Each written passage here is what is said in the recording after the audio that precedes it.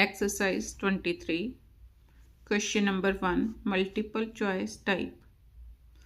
A part. From the given table, the values of A, B and C are. इनमें से बतानी है. अब देखो क्लास इंटरवल गिवन है, फ्रीक्वेंसी गिवन है और क्यूमुलेटिव फ्रीक्वेंसी गिवन है. अब देखो cumulative frequency means first item as it is. अब इन दोनों को A और 24 को ऐड करके 40 बनेगा. तो solution A plus 24 is equal to 40. तो A is equal to 40 minus 24. 10 minus 4 6, 3 minus 2 1. A is equal to 16. तो A की जगह मेरे पास क्या आ गया? A is equal to 16. अब मैंने B की वैल्यू निकालनी है. तो B कैसे आएगा? अब 12 plus 40 is equal to B. तो लिखो 12 plus 40 is equal to B. तो B इज इक्वल टू कितना आ गया? B is equal to 40 plus 12 52. अब देखो B is equal to 52. Same वैसे ही C plus 52 is equal to 60. Now C plus 52 is equal to 60. तो C is equal to 60 minus 52 is equal to 8. C is equal to 8. अब देखो कौन सा option हुआ? A is equal to 16, B is equal to 52, C is equal to 8. First option. Answer B part. The cumulative frequency of the class 70 to 90 is. अब ये histogram का diagram दे रखा है. यहाँ पर ऑन द एक्स एक्सिस मेरे पास क्या है? क्लास इंटरवल और इधर को फ्रीक्वेंसी. तो देखो 0 to 30 फ्रीक्वेंसी क्या है मेरे पास? 0. 0 to 30 0. तो क्यूमुलेटिव फ्रीक्वेंसी भी यहाँ पर कितनी आएगी? 0. उसके बाद 30 to 50. देखो कहाँ तक गया वो 50. मीन्स 30 to 50 मेरे पास फ्रीक्वेंसी कितनी गिवन है? 50. 30 to 50 50. अब 50 प्लस 0 कितना आया? 50 क्यूमुलेटिव फ्रीक्वेंसी.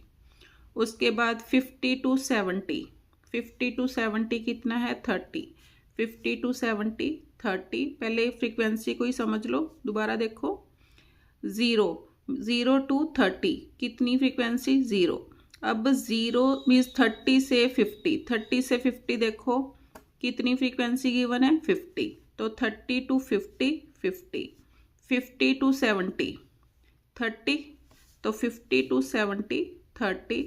70 to 90 40. तो 70 to 90 40. उसके बाद 90 to 110 कितनी है? 60. तो 90 to 110 60. ये फ्रीक्वेंसी आ गई. अब क्यूमुलेटिव फ्रीक्वेंसी बनानी है मैंने. First as it is. तो सेकंड 0 प्लस 50. 50 में 30 ऐड किए 80 में 40 ऐड किए 120 में 60 ऐड किए 180. अब उसने पूछा 70 to 90 क्लास इंटरवल की क्यूमुलेटिव फ्रीक्वेंसी पूछा. तो इसके सामने मेरे पास क्या आया? 120. तो second option. Answer C part. For the given frequency distribution, the adjustment factor is. अब एडजस्टमेंट फैक्टर निकालना है. किसके इक्वल होगा? 2 रेगुलर क्लास इंटरवल्स गिवन है. तो जो सेकंड वाला उसकी क्या लेनी है मैंने? Upper limit. और फर्स्ट वाले की लेनी है lower limit. Upper limit minus lower limit upon 2. तो 34 minus 34 upon 2 means 0/2 that is equal to 0. तो थर्ड ऑप्शन. आंसर बुक में देखती हूँ कितना है। बुक में 38 माइनस 34/2 ये हो ही नहीं सकता, क्योंकि 38 माइनस 34 4/2 2 इतना लंबा चौड़ा एडजस्टमेंट फैक्टर होता ही नहीं है। तो एडजस्टमेंट ये बुक में भी दिया है, देखो आप, देखो एडजस्टमेंट फैक्टर किसके इक्वल होगा, difference between upper limit of A class and the lower limit of the next class. अब देखो यहाँ से ही लिया उसने।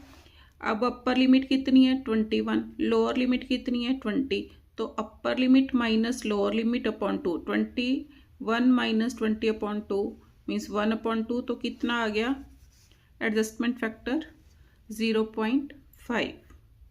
तो उसी अकॉर्डिंग मैंने यहाँ पर किया, ये अपर लिमिट ये लोअर लिमिट, इस दोनों को माइनस किया अपॉन 2, तो 0.2 that is equal to 0 answer.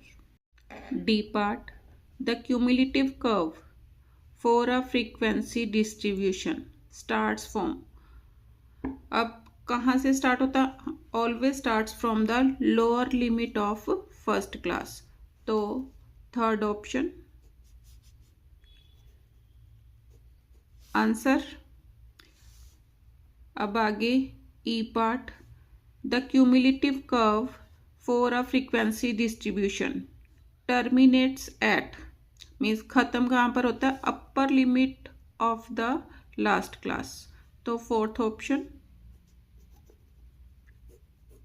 Answer.